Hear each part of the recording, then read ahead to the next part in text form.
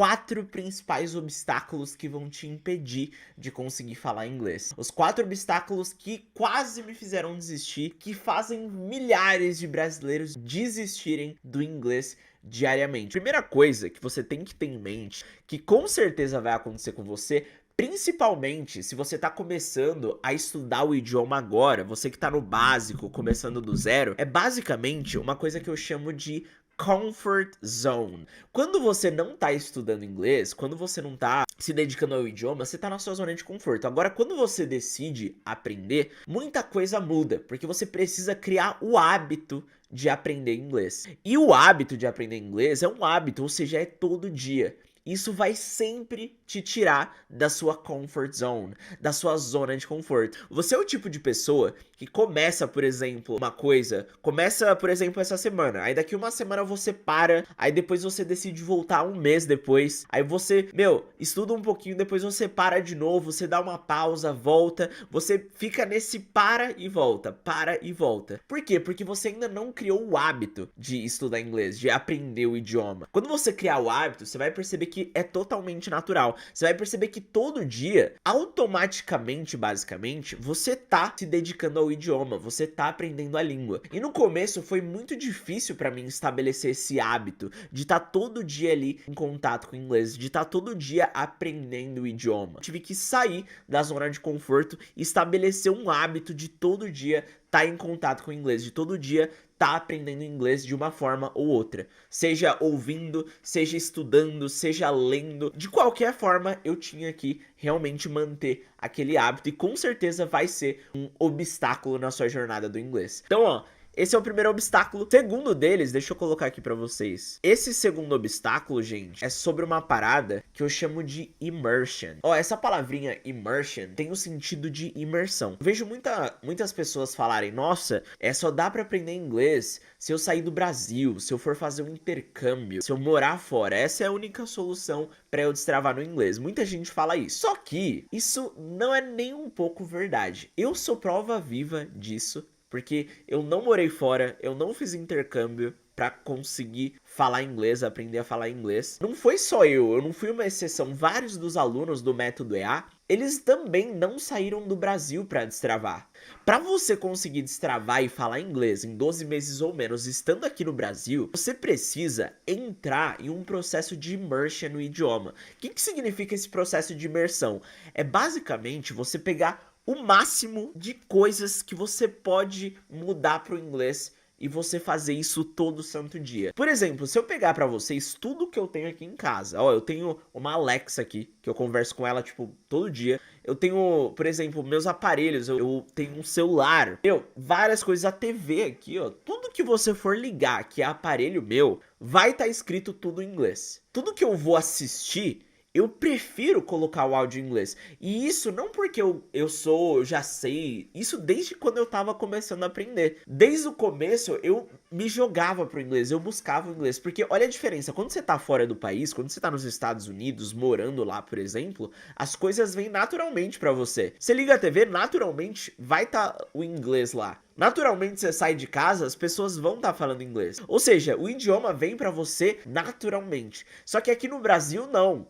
Por isso que é um pouco mais desafiador aqui no Brasil, porque você é responsável de ir buscar as coisas. O inglês, ele não chega automaticamente pra você. Você precisa se esforçar pra buscar essa imersão. É você buscar tudo o que você tem ali ao seu dispor e você jogar isso pro inglês. O terceiro obstáculo é isso aqui, ó, de você focar no lugar errado. Como assim focar no lugar errado? Tem dois tipos de pessoas no inglês. E eu tenho uma parada pra contar aqui que foi bem bizarro. Teve uma pessoa que me chamou aqui no Instagram faz uns 2 meses já. Eu nem lembro o nome dele, né?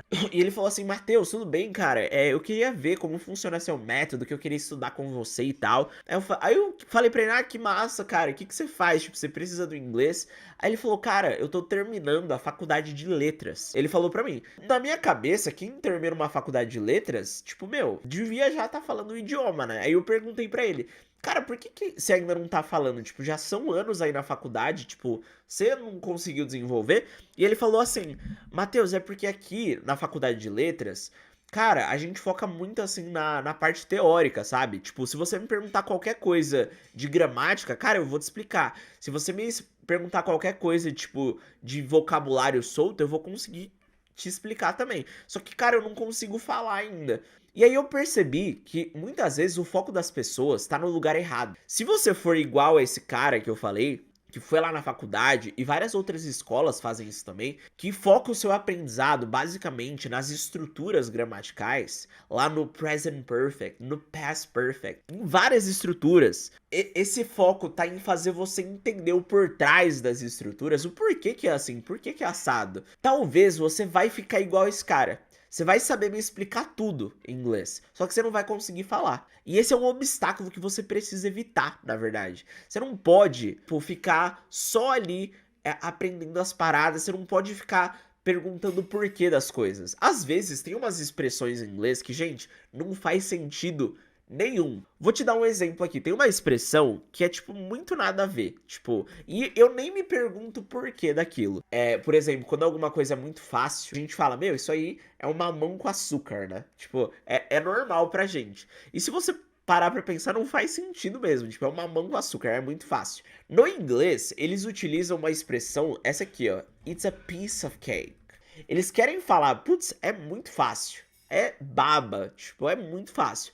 Eles usam a expressão it's a piece of cake. Se você for traduzir isso pro português, it's a piece of cake, vai dar alguma coisa tipo, é um pedaço de bolo. Para eles, é um pedaço de bolo significa que algo é muito fácil. Ou seja, não faz sentido. Só que eu não fico me perguntando por que é assim, por que é desse jeito. Eu só aceito, entendeu? Então o seu foco tem que estar na prática do idioma, no inglês da vida real, que é inclusive um dos pilares que a gente aplica no meu método, que é o método EA. A gente foca em entender o vocabulário que os nativos utilizam, não naquele vocabulário técnico, naquele vocabulário que nem é tão utilizado assim. Porque quando você sabe o vocabulário que é utilizado por nativos, você consegue falar com eles, seja qualquer pessoa de qualquer nacionalidade, você consegue ir pra fora sem passar perrengue, fazer sua viagem tranquila, você consegue utilizar o inglês na sua carreira. Por quê? Porque você focou no vocabulário certo, você focou no lugar certo, você deixou de lado a teoria, aquela gramática excessiva, o porquê das coisas, e você começou a focar no que importava,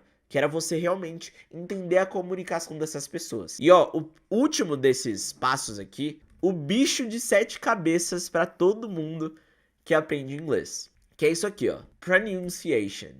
Ou seja, a pronúncia, galera, eu acho que para 99% dos brasileiros, pronúncia, vai ser um dos maiores obstáculos. Saber como falar as palavras da forma certa. Por que eu falo isso? Porque eu vejo a maior parte dos brasileiros, inclusive eu no começo do meu aprendizado, que eu tentava sempre pronunciar as palavras como eu via elas, sabe? Só que não era dessa forma. Porque a fonética do português, ela é totalmente diferente do inglês. Então, às vezes, a gente tá acostumado a pronunciar as palavras em português de uma forma, só que no inglês é outra. Eu vou te dar um exemplo aqui. Ó, tem uma palavra em inglês que é a palavra corredor, que é essa palavra aqui, ó. Essa palavra, ela significa corredor. Se a gente for pronunciar da mesma forma com que a gente pronuncia no português, a gente vai pronunciar como aisle.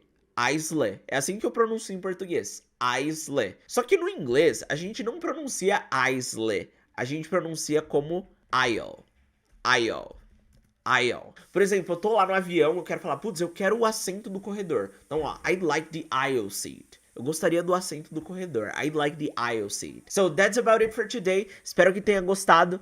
Vejo vocês na próxima live.